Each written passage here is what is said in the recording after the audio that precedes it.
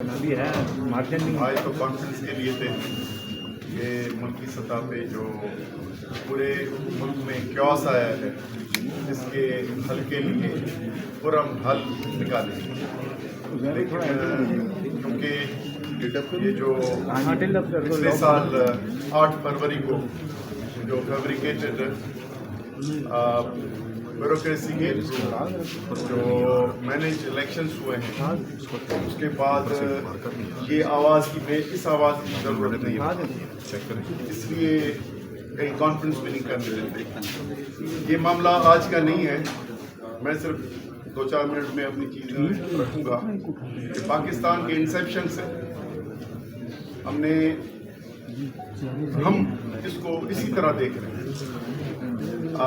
پاکستان کا political inception 1940، پھر Sindh assembly میں 43 میں ریزولوشن آئی، پھر ورلڈ وار 2 کے بعد 46 کے بعد ایک نئی چین آئی، اور ہم لگتا ہے کہ پولیٹیکلی تو جو بھی فیصلہ ہوا 14 اگست کو، لیکن انٹرنیشنل بروکریج کے ہاتھ میں آ گئے، اور اس کے نتیجے میں جو ہم نے فیصلے کیے وہ ایک پرماننٹ نہیں ہے، نہ پرماننٹ آئیڈیالوجی نہ پرماننٹ سسٹم، اور اس کے سلسلے میں آ رہے ہیں۔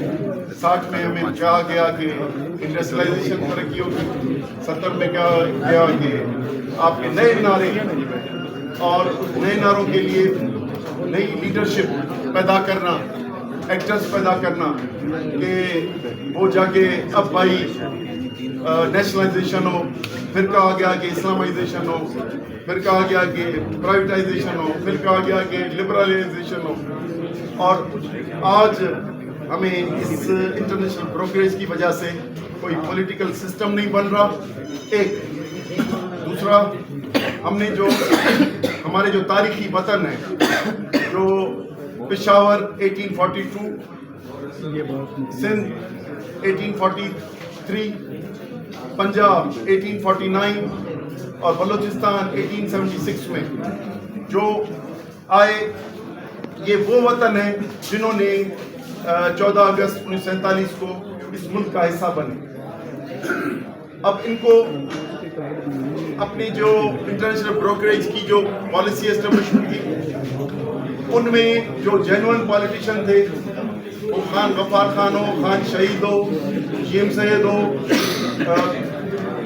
ادھر سے افتخار تھے، دوسرے تھے، لیکن وہ جینوئن پالیٹیشین نہیں چاہیے۔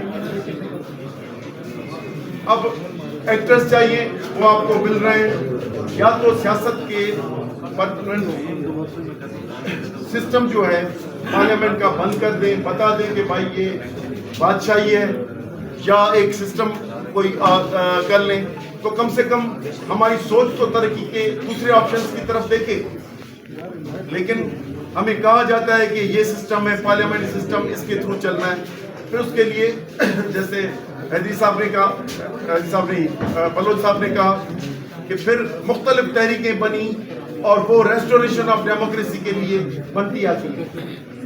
جب وہ سسٹم اس کے لیے بنا ہی نہیں ہے، ہمیں بتایا گیا ہے کہ بھائی یہ آپ جو ہم انٹروڈیوس کرتے ہیں وہ نعرے، پروگرام اور لیڈرشپ وہ آپ کو قبول بھی کروا لیتے ہیں، پھر وہ چینج کرتے ہیں، تو ہم کہاں جائیں؟ تو مجھے نہیں لگتا، کیونکہ میری اوریجن ایک جس فیڈریشن سے بنی، جو ہم 80s میں یہ کہتے تھے کہ بھائی اس جو ہے جو وہ شیر جو آدم خور بن جائے، ہم یہ مثال دیتے تھے، یہ 71 کی وجہ سے، تو پھر وہ آدم ہی کھائے گا۔ تو ڈیموکریسی جو کھانے کی عادت ہو گئی ہے، اب وہ ڈیموکریسی کھائے گا۔ 80s میں یہ کرتے تھے، لیکن بنے کہ بھائی یہ ملک ہے، ہم اس میں چلیں ساتھ مل کے، اکنامک طریقوں کو اپنے انداز سے انصاف اور ایمانداری سے استعمال کریں گے۔ اگر یہ نہیں کر سکیں تو آگے کام کیسے چلے گا؟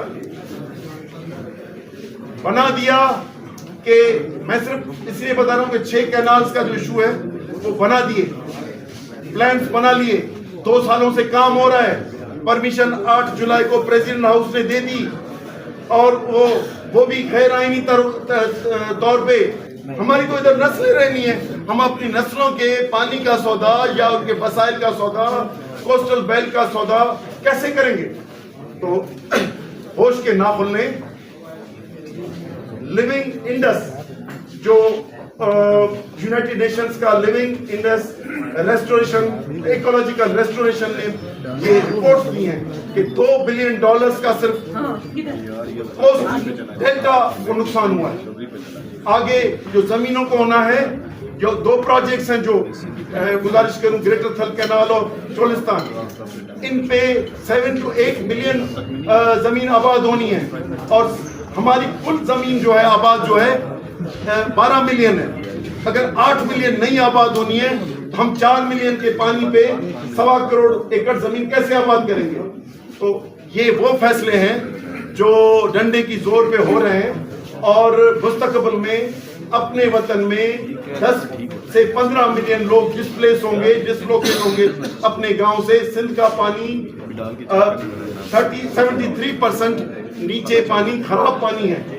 ہم ادھر سے ایگریکلچر تو کیا پانی پینے کا بھی نہیں لے سکیں گے.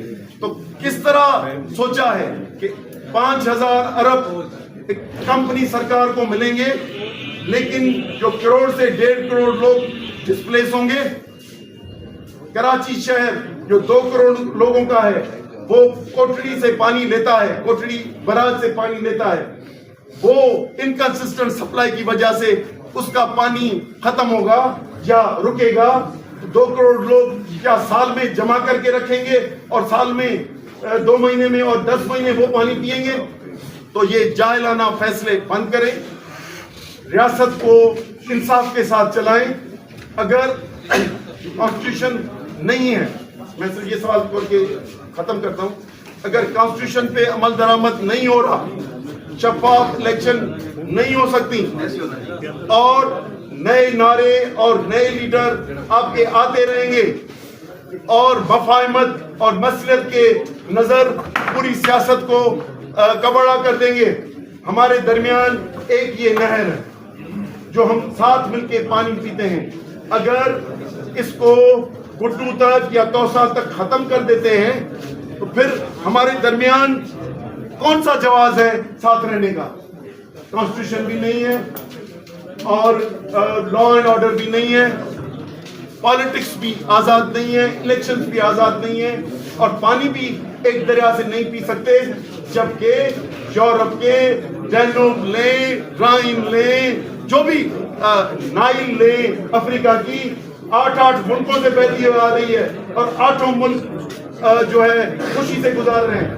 ڈیلٹا جو ہمارا جیول ہے، دنیا میں جن ملکوں کے پاس ڈیلٹا ہے وہ خوش نصیب ہوتے ہیں، وہ خوشحالی ہے. آپ کسی بھی یورپ میں جو دوست گئے، میں بھی 40-50 ملکوں میں گیا ہوں، جن کے پاس بھی ڈیلٹا ہے وہ خوشحال ہیں. اکثر یہ ہماری خوشحالی کی ضمانت، چل کے دیکھیں کہ بدحالی کی شکل ادھر تصویر آپ کو نظر آئے گی. تو اس ٹائپ سے فیڈریشن نہیں چلتی. چلانی ہے تو ٹھیک چلیں، ورنہ لوگوں کے نسلوں کی، ہمارے سندھ میں یہ تو ہوگا، آئندہ پورے نسل دیکھیں گے. جب ابھی ہم 20% سے 25 سالوں سے کم پانی لے رہے ہیں، ٹھیک ہے، لیکن جب یہ 80% تک پہنچے گا تو آئندہ نسل کس طرف دیکھے گی؟